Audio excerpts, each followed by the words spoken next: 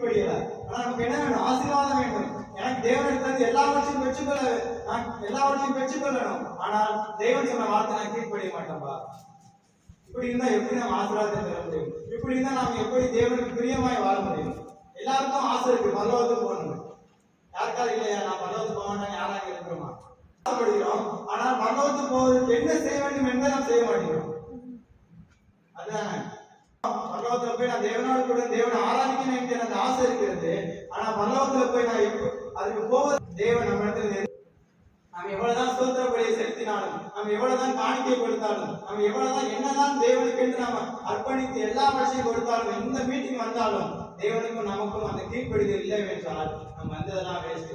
நம்ம விசுவாசம் இருக்கிறதோ எல்லாமே என்னது பிரயோஜனமற்றது. நாம் என்ன செய்ய வேண்டும்? தேவனுக்கு கீழ்ப்படிய வேண்டும். அதுதான் நம்முடைய இதாக இருக்க வேண்டும். அதுதான் நம்முடைய வாழ்க்கையில் என்ன செய்யணும்? முன்னுரிமையா இருக்க வேண்டும். இதுதான் ஆபரணம் செய்யணும்.